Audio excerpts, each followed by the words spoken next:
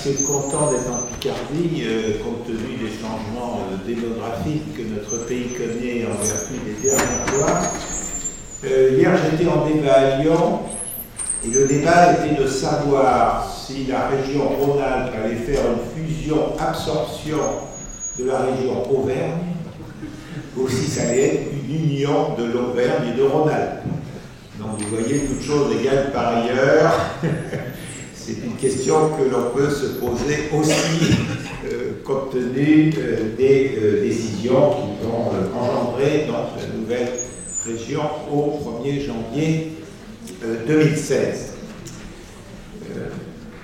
Vous m'avez donc demandé de dire un mot de la revue Population à venir. Donc c'est une revue bimestrielle donc, qui paraît tous les 2 mois. Et son objectif, c'est d'appréhender le monde aux différentes échelles. Donc, nous faisons en sorte que dans chaque numéro, il y ait à la fois des échelles nationales ou infranationales, l'échelle européenne et l'échelle mondiale. Et dans chaque numéro, nous avons donc un exercice pédagogique avec son corrigé qui correspond au programme d'enseignement, avec l'idée en même temps de montrer comment cet exercice pédagogique ouvre des pistes, pas seulement sur le programme spécifique qui est indiqué, donc par exemple la terminale, par exemple la 3e, mais dans quelle mesure où les éléments proposés peuvent aussi être utiles à d'autres échelles du programme.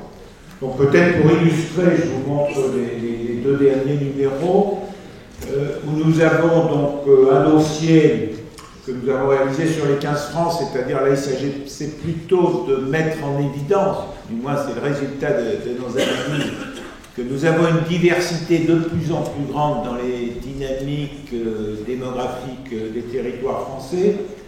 La dimension européenne, c'était à travers l'étude de l'Eurorégion qui correspond à la région méridionale du Haut-Rhin sans le trait d'union. Le Haut-Rhin, c'est à la fois le Haut-Rhin en tant que département, le Pays de Bâle et tout le sud du Bade-Wurtemberg. La dimension migratoire, elle était à travers la question des diasporas d'origine asiatique en France, parce que ça me paraissait intéressant dans la mesure où c'est une diaspora dont on parle très très peu. Et donc elle méritait d'être décryptée. Et la dimension hors Europe porte sur la démographie de l'Inde, notamment évidemment parce que l'Inde est au programme cette année. Quant à l'exercice pédagogique, donc il portait sur Guerre mondiale et espoir de paix, étudier un monument aux morts, avec l'exemple d'un monument aux morts, même si à travers cet exercice pédagogique nous en citons d'autres. Donc le numéro qui sort cette semaine, bon, je sais qu'il y a pas mal de CDI d'ailleurs qui sont abonnés, vous pouvez le voir. Donc un dossier d'abord qui est la suite, si vous voulez, des décisions législatives, c'est-à-dire que celles-ci ont notamment créé 14 métropoles administratives. Est-ce que ce ne sont que des métropoles administratives ou est-ce qu'également ce sont effectivement des moteurs du point de vue de l'emploi, du point de vue de l'emploi productif, du point de vue de l'emploi des cadres? Et c'est ce que nous étudions dans ce dossier, c'est-à-dire que nous comparons ces 14 métropoles administratives avec les autres territoires français. On met en évidence des divergences d'évolution tout à fait considérables au sein des métropoles et entre les métropoles et un certain nombre de zones d'emploi. La dimension aussi française est évoquée à travers la question de la Guyane, dans son aspect à la fois de géographie de la population et de géographie économique. La dimension mondiale à travers le cas de Cuba, puisque c'est une année cubaine, avec le rapprochement entre Cuba et les États-Unis. Et donc il était intéressant d'examiner la question de l'émigration à partir de Cuba. Je vous rappelle que ça représentait ces dernières décennies plus d'1 million de Cubains qui ont quitté Cuba, dans des conditions toujours assez amusantes, puisqu'il y a un accord entre les États-Unis et Cuba qui s'appelle pied mouillé, pied sec.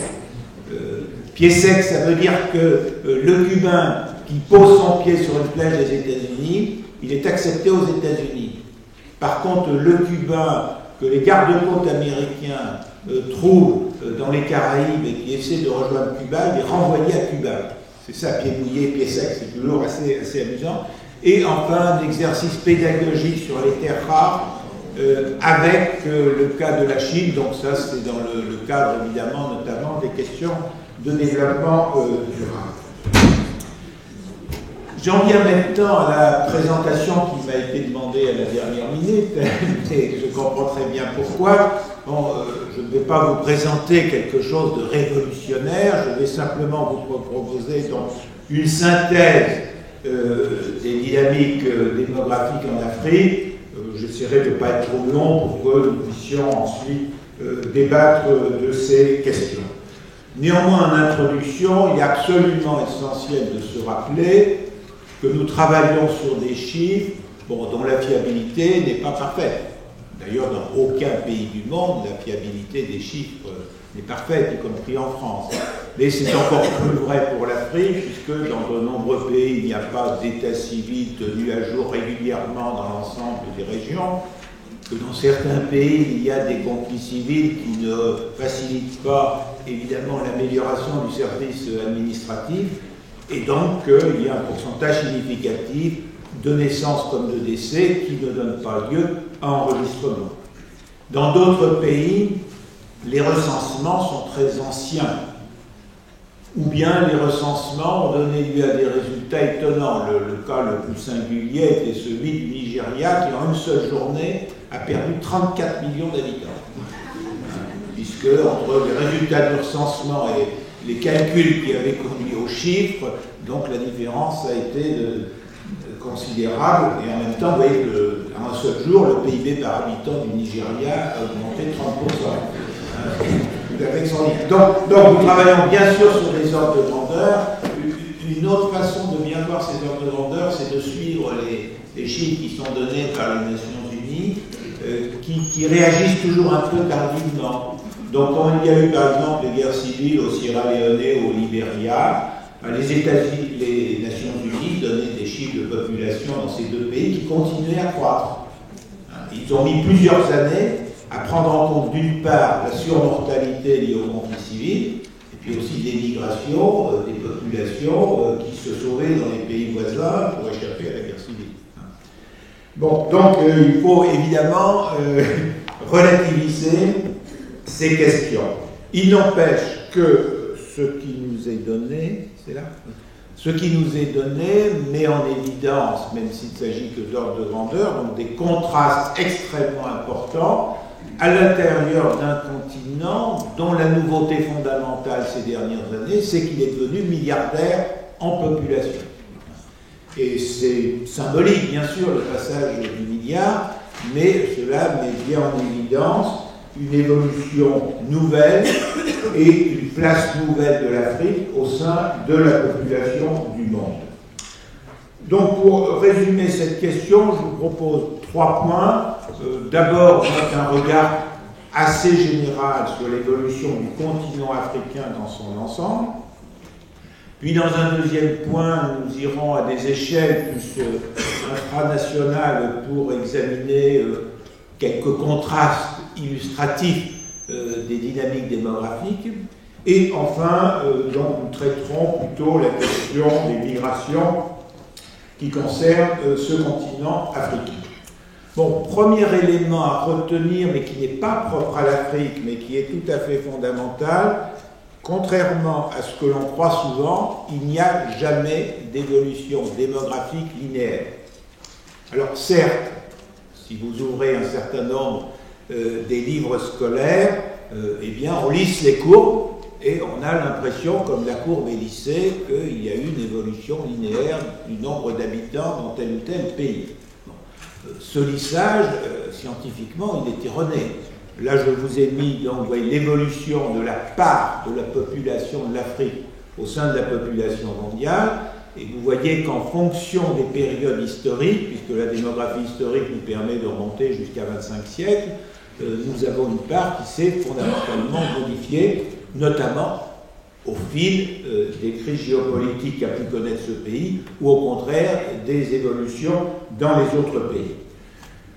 Si nous nous plongeons simplement sur la dernière partie, vous voyez simplement effectivement que la place de l'Afrique avait énormément baissé au XIXe siècle, puisque l'Afrique était encore dans l'ancien régime démographique avant la transition démographique, alors que des pays comme l'Europe avaient largement avancé dans la transition démographique, et qu'en revanche, le XXe siècle donc, se caractérise par une montée significative du poids démographique de l'Afrique, donc qui pourrait dépasser dans la première moitié du XXIe siècle le 5e de la population du monde, c'est-à-dire un pourcentage dans la population du monde que l'Afrique n'a jamais connu au cours de son histoire.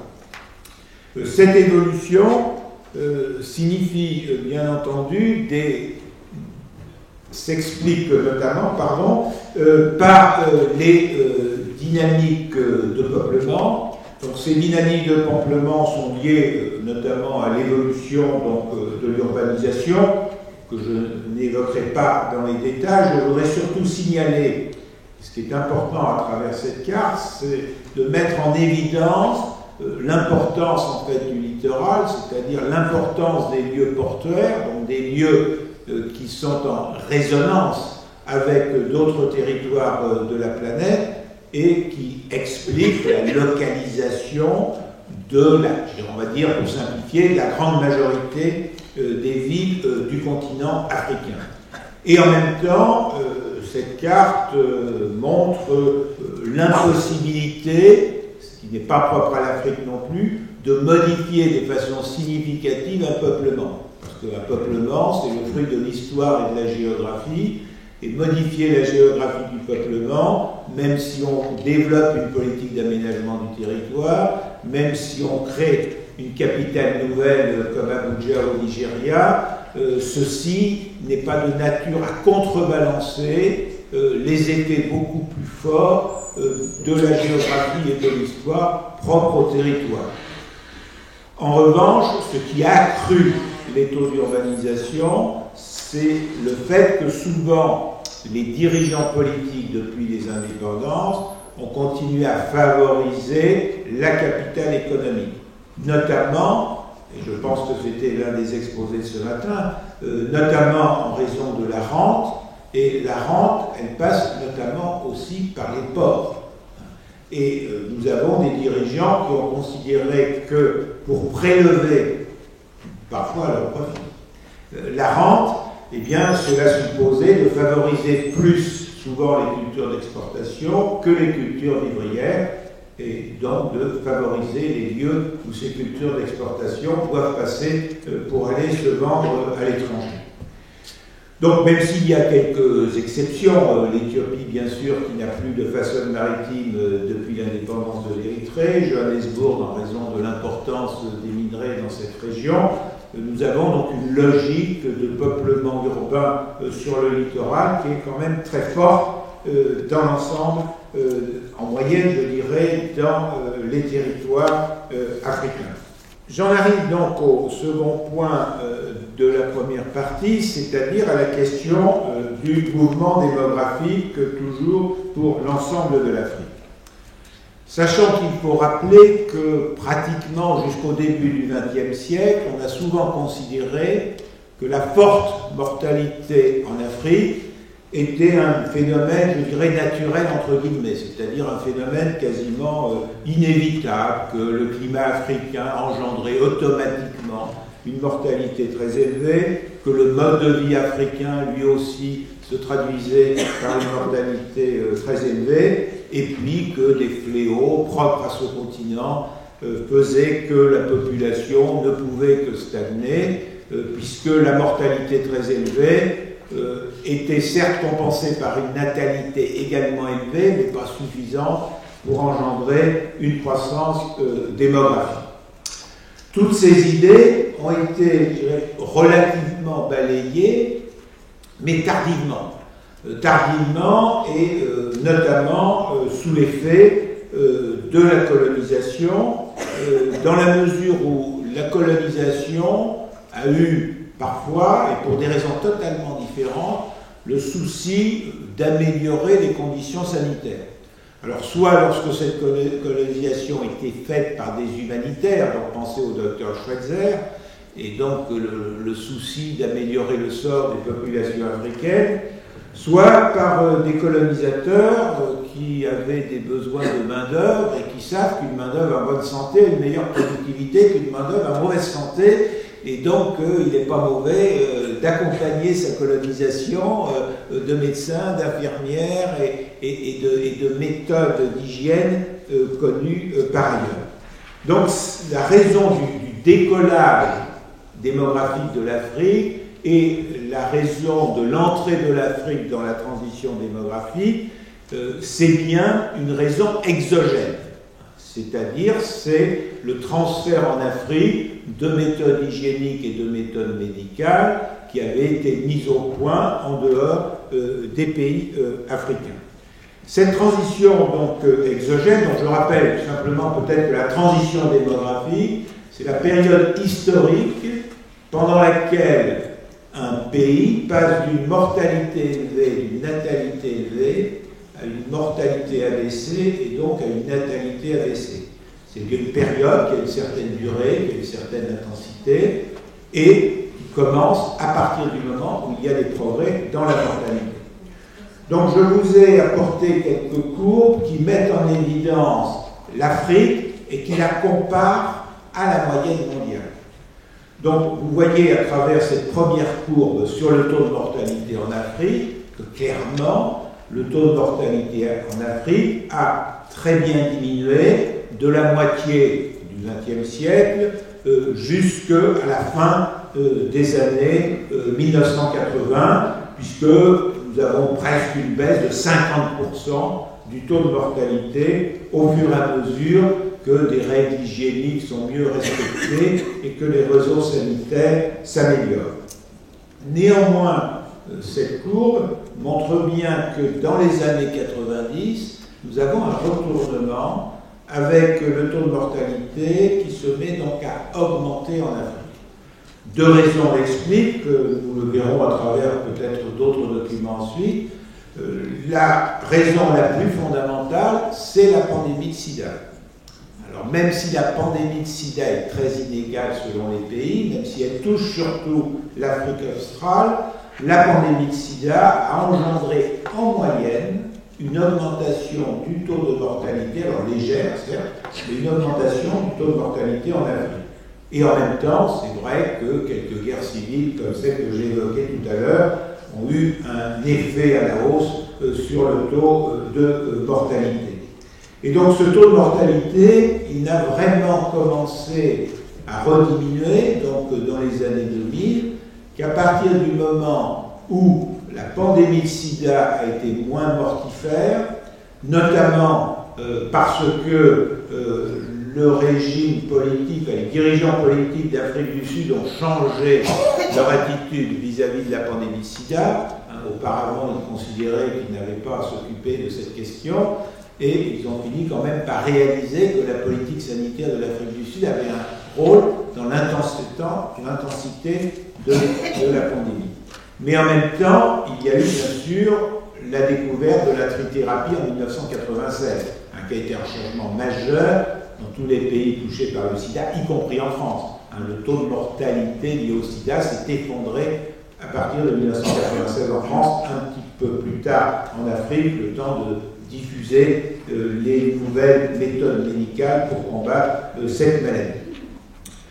Donc cette évolution, c'est néanmoins malgré cette période liée notamment à la pandémie de sida, c'est bien globalement une baisse très significative de la mortalité. Concernant le taux de natalité, eh bien, il a suivi la logique de la transition démographique qui comporte toujours deux étapes. Dans une première étape, la mortalité baisse, mais la natalité reste élevée parce que les populations continuent d'avoir les comportements de fécondité qu'ils avaient traditionnellement. Ils n'ont pas encore réalisé que les taux de survie de leurs enfants se sont considérablement améliorés et donc ils peuvent adapter leur fécondité à une mortalité abaissée. Et donc vous voyez cette première période qui dure pratiquement jusque dans les années 80 où le taux de natalité est largement supérieur à 40 naissances pour 1000 habitants. Et il faut donc attendre les années 90 pour, en moyenne, voir arriver l'entrée dans la seconde étape de la transition démographique, c'est-à-dire cette période où la baisse de la fécondité finit par engendrer une baisse du taux de natalité. Cette baisse du taux de natalité, elle se mesure et elle a pour cause, un élément fondamental qui est la baisse de la mortalité infantile, liée au meilleur suivi médical des grossesses, liée aux conditions d'hygiène au moment de l'accouchement, liée à la baisse de la mortalité maternelle. Et donc vous voyez les progrès quand même considérables en Afrique. Alors, vous allez me dire, c'est par rapport à l'Europe, on est encore dans des taux extrêmement élevés. Il n'empêche que, au début des années 1950, pratiquement sur 10 nouveau-nés en Afrique, 2 décédés avant d'atteindre l'âge de 1 an. Donc 20% des bébés ne fêtaient pas leur premier anniversaire et en réalité ils mouraient plutôt les premiers jours.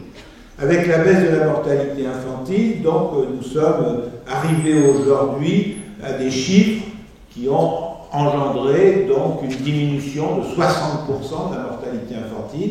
Bien sûr, il y a encore des progrès importants à faire, mais on ne peut nier que des progrès aient déjà été réalisés, et c'est bien en raison de ces progrès déjà importants qu'un certain nombre de pays d'Afrique ont vu leur fécondité diminuer.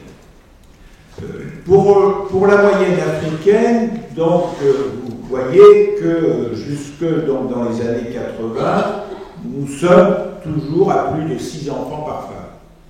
Et c'est donc là aussi, à partir des années 90, avec l'entrée dans la seconde étape de la transition démographique, que la fécondité a commencé à baisser. Elle est bien sûr beaucoup plus élevée que la moyenne du monde, mais néanmoins, c'est bien une diminution que l'on peut constater et qui est conforme donc à cette logique de la transition démographique que nous évoquons depuis tout à l'heure. L'autre élément qui mesure cette dynamique démographique, c'est l'espérance de vie à la naissance, dans la mesure où toute personne qui ne meurt pas continue à vivre. Ça, c'est presque une phrase, vous voyez, à la James Bond, si je puis dire. Et donc, le résultat très net, c'est qu'en moyenne, l'espérance de vie en Afrique a augmenté de façon significative. Au début des années 50, elle n'était même pas de 38 ans. Donc, un nouveau-né pouvait espérer en moyenne vivre 38 ans. Cette espérance de vie donc, a dépassé les 50 ans dans les années 1980, puis dans les années 90, l'espérance de vie a baissé, et elle a baissé à cause de l'effet de la pandémie du sida que vous voyez à nouveau.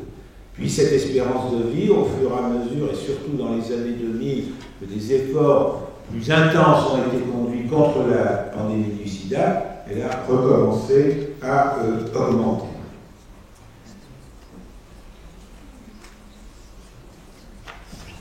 Il n'empêche que, même si j'ai évoqué le sida, la mortalité en Afrique reste particulièrement élevée, l'une des raisons étant qu'il existe une pandémie qui aujourd'hui est en fait plus mortifère que le sida, c'est la malaria, qui reste la cause principale, notamment de la mortalité des enfants, et qui explique le retard en matière d'espérance de vie de l'Afrique sur le reste du monde. L'évolution de la transition démographique, nous pouvons également le constater à travers cette courbe. Donc vous avez en bleu le taux d'accroissement naturel de l'Afrique, c'est-à-dire la différence entre le taux de natalité et le taux de mortalité, et puis en rose, la moyenne mondiale. Donc, concernant l'Afrique, vous voyez bien que selon la logique de la transition démographique, nous avons eu une augmentation du taux d'accroissement naturel des années 50 aux années 1980, c'est-à-dire dans une période historique où l'écart entre taux de natalité et taux de mortalité ne faisait que s'accroître. Et depuis donc la fin des années 90 et les années 2000, désormais cet écart s'est réduit et donc le taux d'accroissement naturel de l'ensemble de l'Afrique s'est mis à diminuer.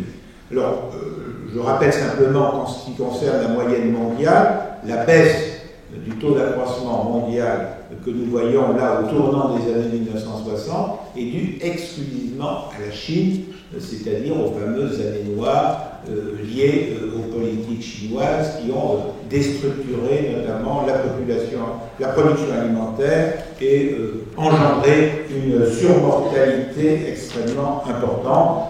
Sinon, nous sommes en décélération démographique, comme le montre ce graphique.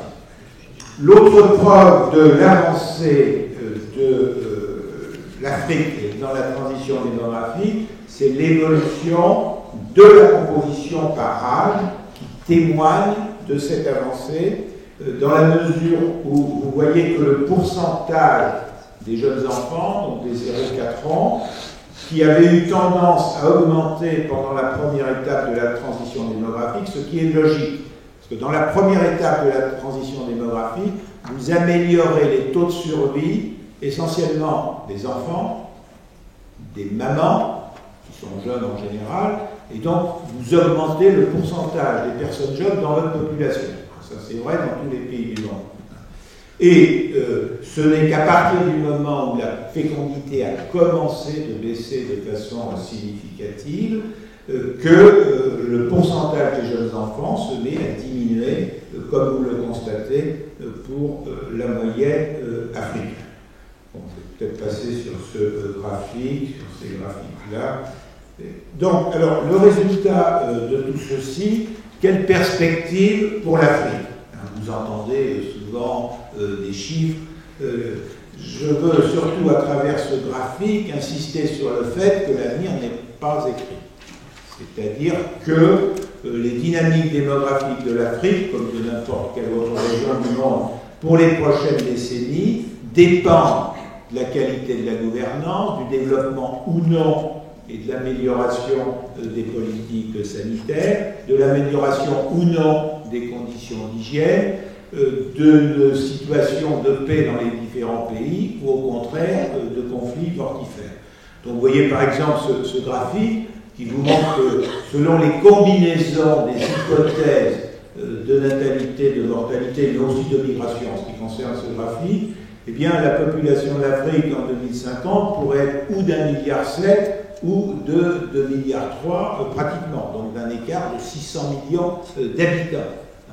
Donc ces chiffres soulignent combien, en fonction des politiques conduites et en fonction des comportements des populations, nous pouvons avoir un poids démographique relatif de l'Afrique dans le monde qui pourrait s'avérer extrêmement différent. Donc il sera ce que les Africains feront d'ici là, et l'avenir n'est pas écrit en la matière. C'est-à-dire que même si, bien entendu, la logique de longue durée de la démographie fait que tous les Africains qui auront 35 ans, 2050 sont déjà nés, il est très difficile de prévoir, sauf avec des hypothèses, bien sûr, quel sera le taux de mortalité de ces Africains, quelle sera la natalité en Afrique au fil des prochaines décennies.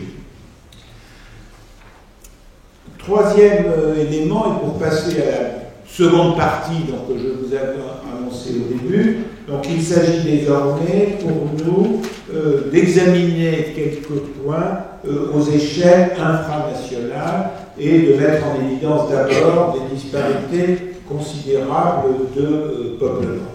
Donc ces disparités considérables de peuplement tiennent au fait que d'abord nous avons une première catégorie de pays dont la densité de population est extrêmement élevée. Alors ces pays, on n'arrive pas à les dîner sur la carte, puisqu'il s'agit pour l'essentiel de petits pays africains iliens, donc les Comores, la Réunion, les Seychelles, Maurice, et également du Rwanda et du Burundi, dont l'importance de densité est l'héritage des conditions climatiques avantageuses de ces territoires.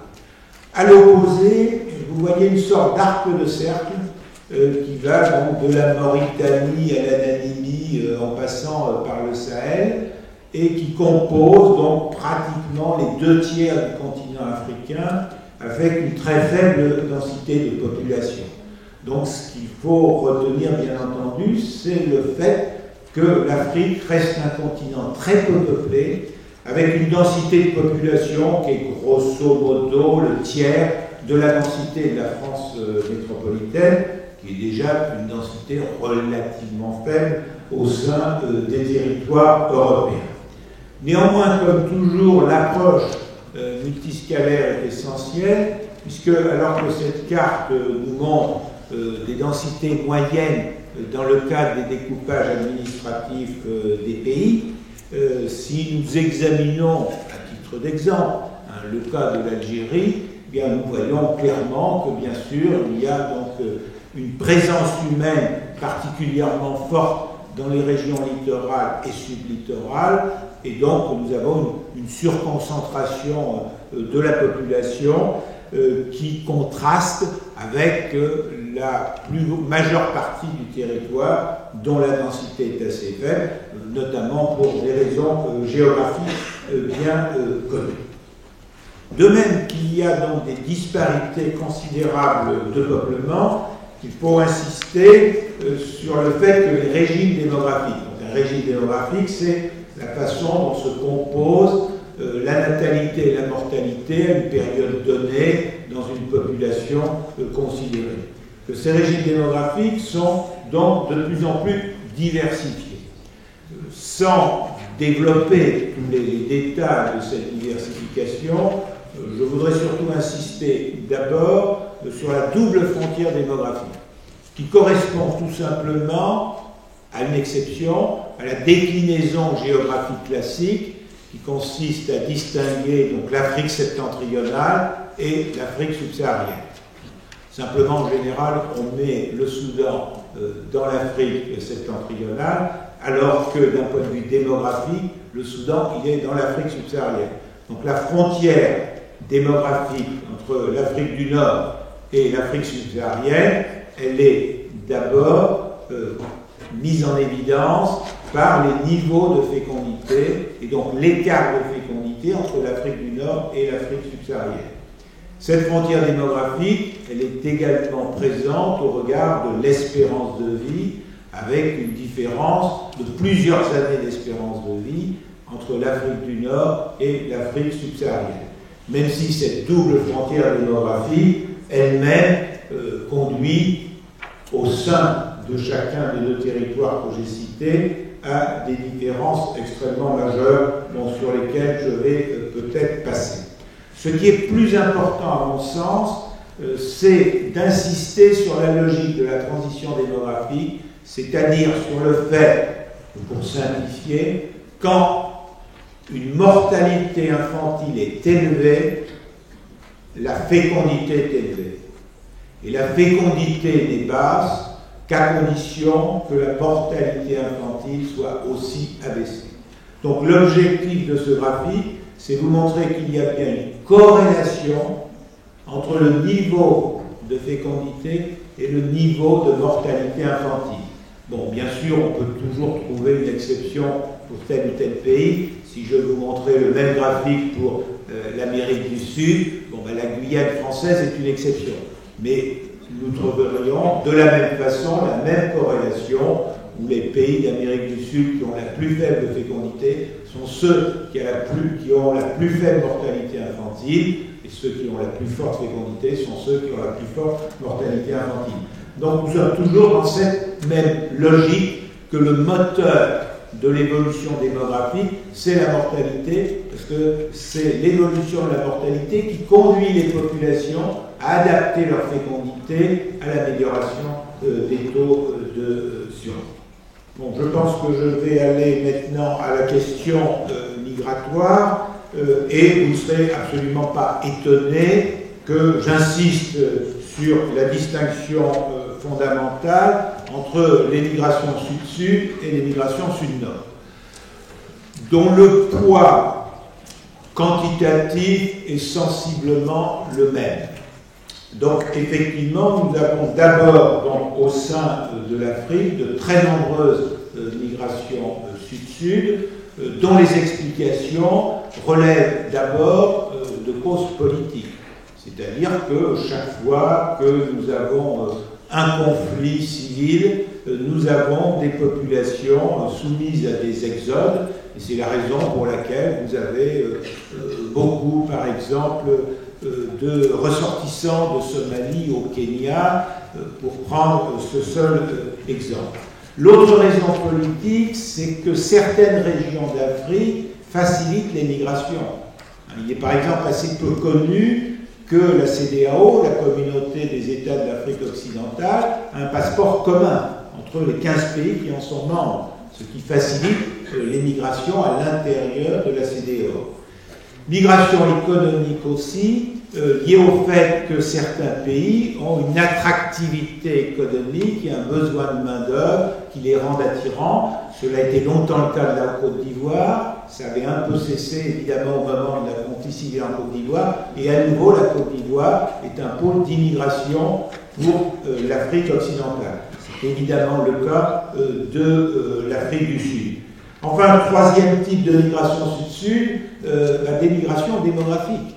Donc effectivement, si vous allez au Gabon, vous allez retrouver toute l'Afrique au Gabon. Pourquoi? Parce que le Gabon a des richesses incommensurables, une très faible population. Donc il n'a pas suffisamment de main-d'œuvre pour exploiter, même à minima, ses richesses économiques. Et donc le résultat, c'est qu'il attire de la main-d'œuvre de tous les pays africains. Concernant donc les migrations sud-nord, nous retrouvons bien sûr les raisons que je viens d'évoquer. Bon, d'abord les raisons politiques à travers ce document, c'est-à-dire que chaque crise engendre inévitablement des migrations. Le cas de Côte d'Ivoire est le plus illustratif. Tant que le Côte d'Ivoire est stable sous le régime Houphouët-Boigny, les Ivoiriens restent chez eux. Ils préfèrent vivre et travailler au pays. On a connu une émigration ivoirienne vers l'Europe de façon significative, et notamment vers la France, que dans les années 2000, c'est-à-dire au moment de ce que les Ivoiriens appellent la guerre. Et maintenant que la guerre est heureusement terminée, eh bien, cette émigration ivoirienne, c'est quasiment tari. Donc nous avons toujours cette corrélation entre les évolutions géopolitiques et les migrations de nature politique. Mais bien sûr, se surajoutent des migrations qu'on appelle économiques, à mon sens, souvent à tort. Souvent à tort, dans la mesure où ce qu'on appelle des migrations économiques sont souvent des migrations politico-économiques. C'est-à-dire qu'il s'agit bien d'Africains qui quittent l'Afrique dans l'espoir d'améliorer leurs revenus, mais en même temps, si la gouvernance dans leur pays avait davantage facilité le développement, ils auraient sans doute préféré rester dans leur pays. Et puis, nous avons aussi des pays, je pense notamment au Sénégal, où la situation est un peu différente, dans la mesure où la migration, je dirais, est inscrite dans les gènes des familles. C'est-à-dire qu'il y a presque une tradition qui veut que dans chaque famille, il y ait quelqu'un qui parte à l'étranger et qui participe aux diasporas sénégalaises, et évidemment à envoyer aussi des remises à la famille restée au pays. Dans la dimension démographique de la migration sud-nord, il faut bien sûr citer la question des migrations de remplacement, et puis le fait que dans un certain nombre de pays européens, il y a des nationaux qui ont une faible appétence pour certains métiers. Et donc je vous invite à aller visiter les cuisines des restaurants parisiens et vous verrez quel type de personnes y travaillent. Ce sont bien sûr des immigrants.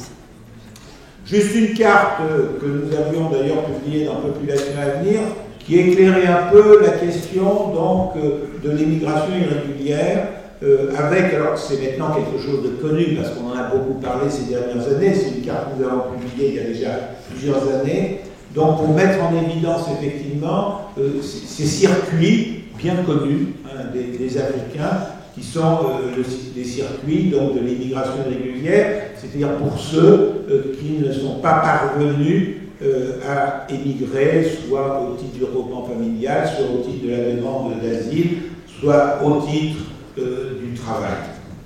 Alors, en conclusion, que résumer avant de vous laisser la parole?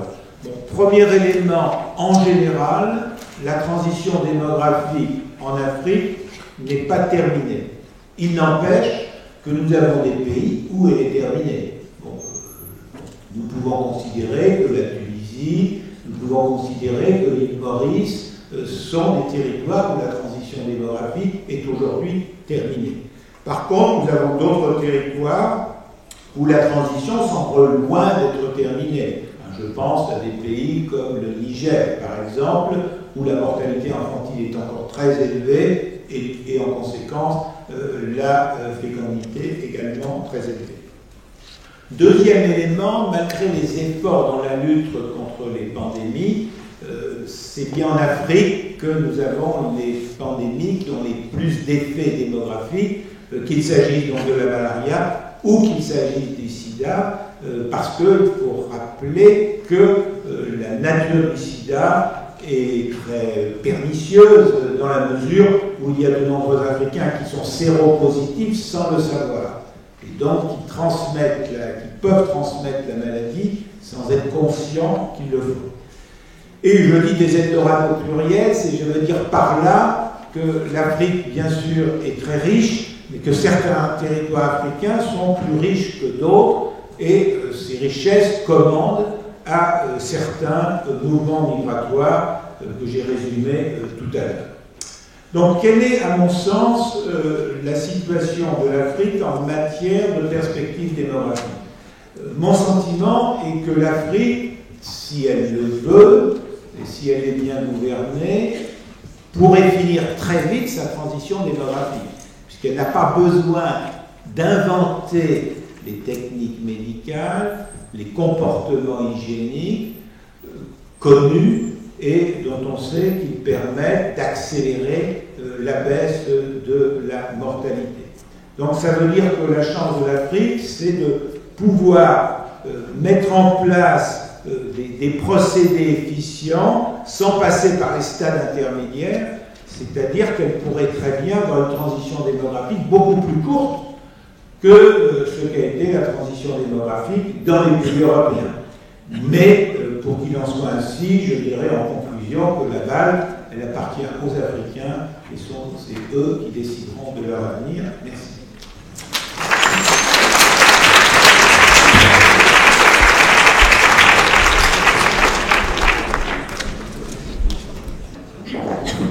Est-ce qu'il y a eu en Afrique des politiques contraignantes démographiques, ou qu'il y en a eu, ou est-ce qu'il y a des tentatives?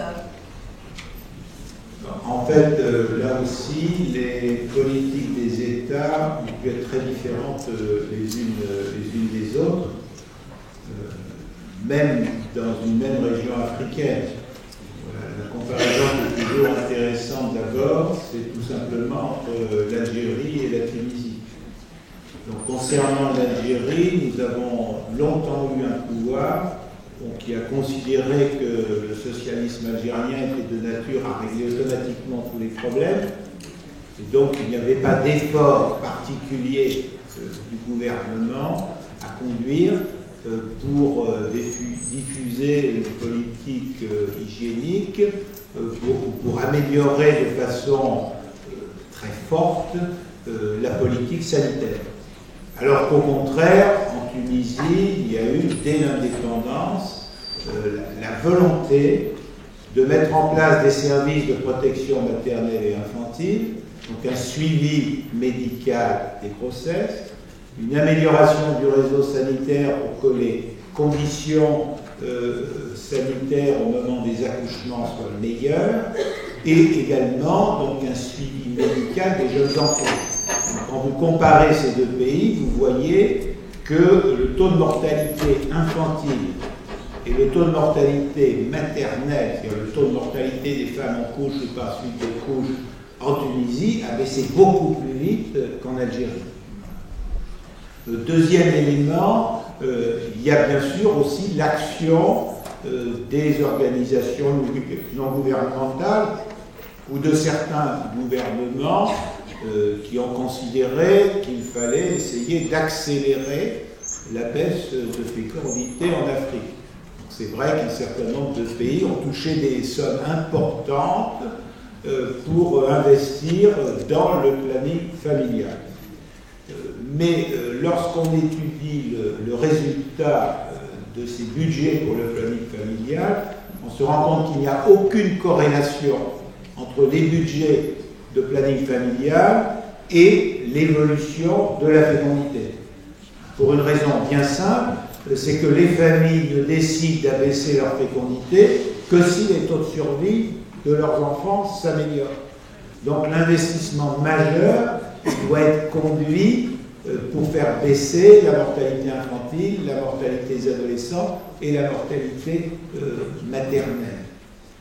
D'où le fait que, vous voyez, que nous avons des évolutions qui ont été inégales aussi selon les pays.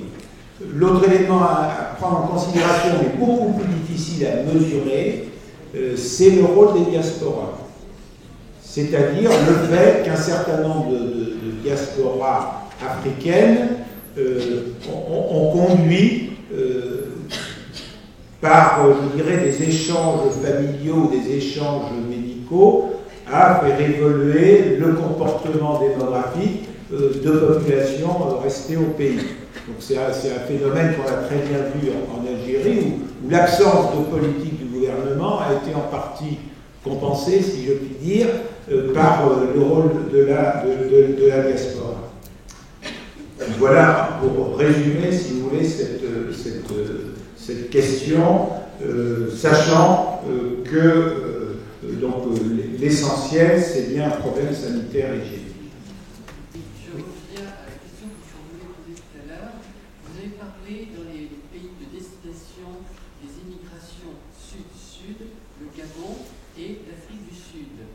Et je voulais vous poser la question du Maroc et de la Libye avant la chute du colonel Kadhafi. Oui. Et que l'un des problèmes après la chute du colonel Kadhafi que personne n'avait pensé, c'est de gens qui étaient venus parce que c'était le pays qui avait les gages les plus élevés d'Afrique, qui étaient devenus pour trouver du travail, qui du jour au lendemain se trouvaient dans une situation plus difficile. Et merci de la question. En fait, les deux cas que vous citez sont, vous le savez, totalement différents. Donc en ce qui concerne la Libye, la raison du caractère migratoire de la Libye, elle est liée au fait que la Libye, c'est un peu comme le Gabon, c'est-à-dire une population très peu nombreuse et par contre des richesses, notamment en hydrocarbures, à exploiter. Donc la Libye a été un très grand pays d'immigration, pays d'émigration pour l'ensemble de l'Afrique, y compris bien sûr les Égyptiens aussi. Il ne faut pas oublier. Alors la Libye a été d'autant plus un pays d'immigration africaine qu'il y a une période où le colonel Kadhafi avait décidé d'accueillir les Palestiniens, qui représentaient une part significative de l'immigration en Libye. Et puis il est arrivé un moment où le colonel Kadhafi, je me demande si c'est pas en 90 que le clash s'est fait avec M. Arafat, parce qu'il faut rappeler qu'Arafat, dans la guerre entre l'Irak et le Koweït, Arafat soutenait l'Irak. Et c'est l'une des raisons pour lesquelles, d'ailleurs, le Koweït, après, a chassé tous les immigrants palestiniens.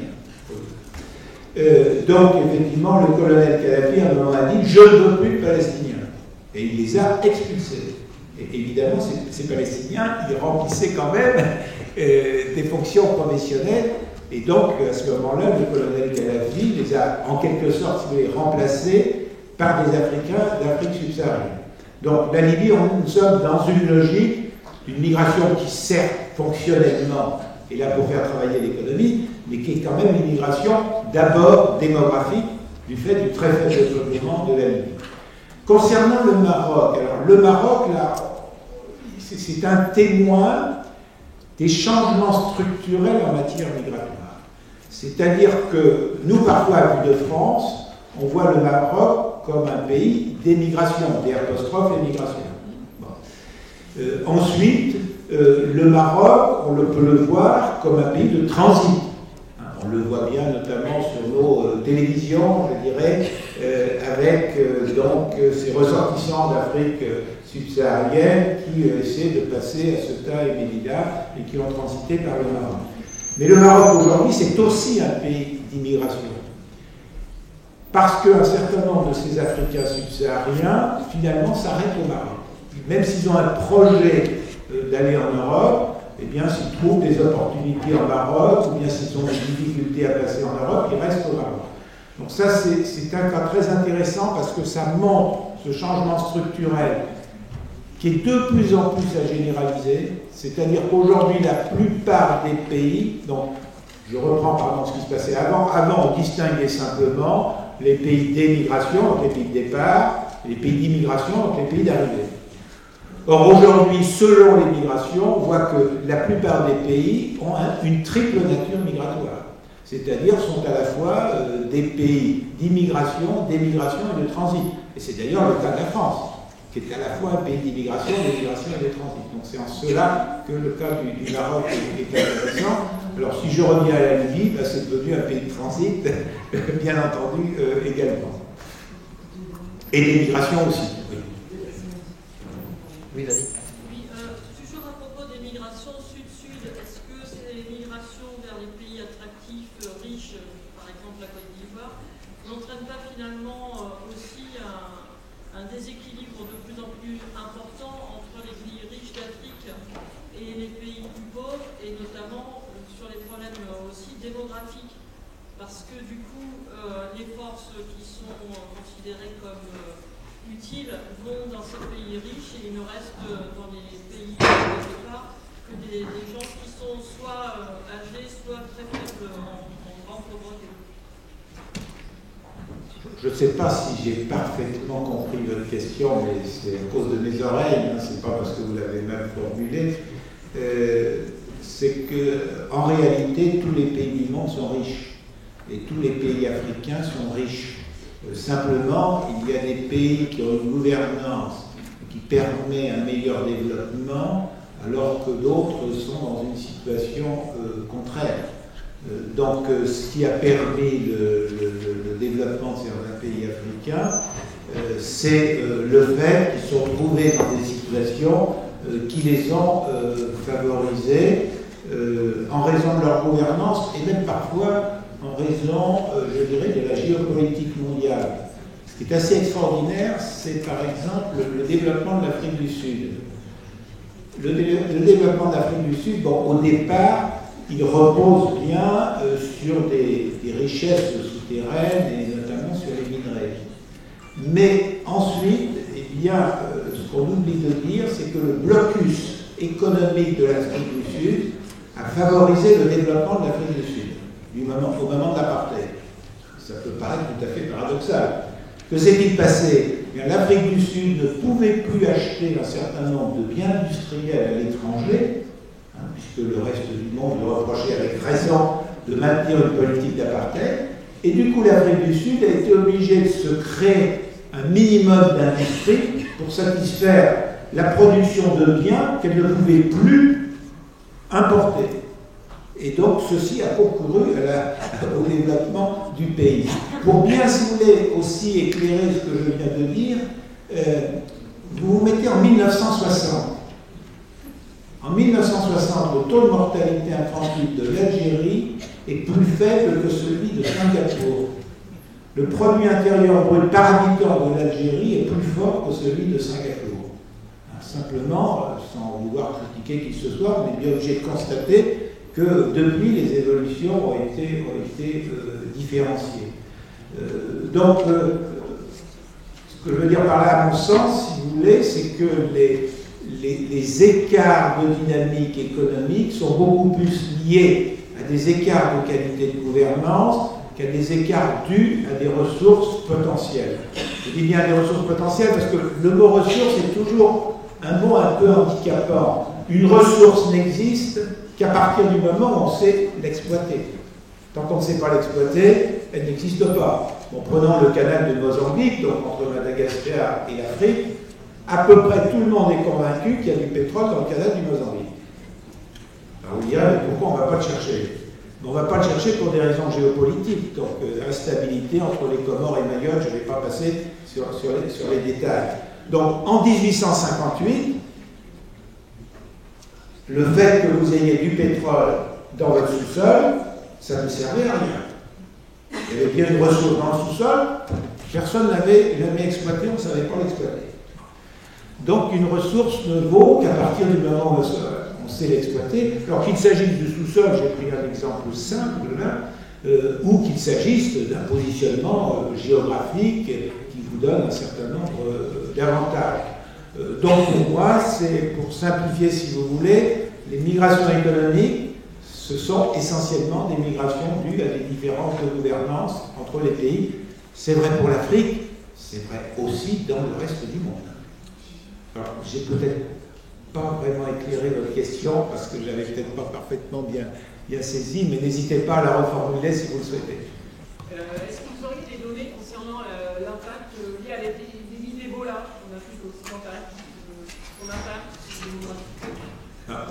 Nous avons effectivement des données, alors je ne les connais pas par cœur. Bon, elles sont quand même, heureusement, c'est très localisé. Donc l'épidémie est restée donc, dans cette zone, je dirais, du sud-ouest plutôt d'ailleurs de l'Afrique occidentale.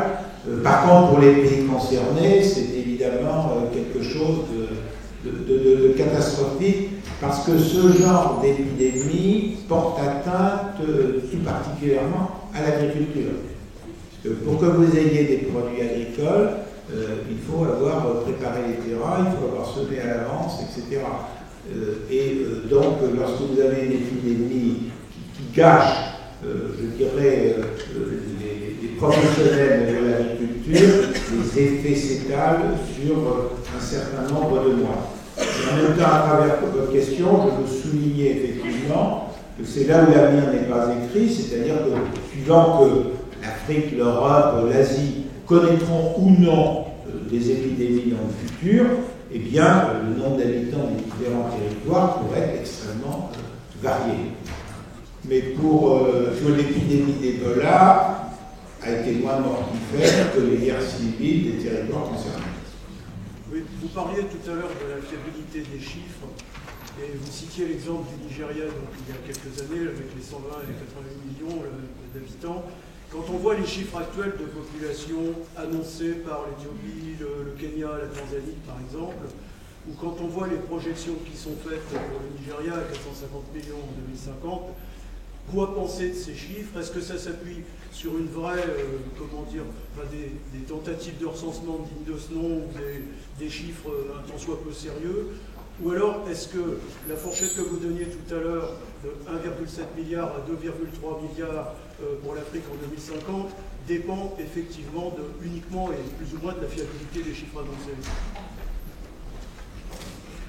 Merci. Donc, pour faire des projections, c'est un fait très simple. D'abord, il faut partir d'une bonne connaissance de la population de départ. Donc, cette bonne connaissance, nous ne l'avons pas parfaitement.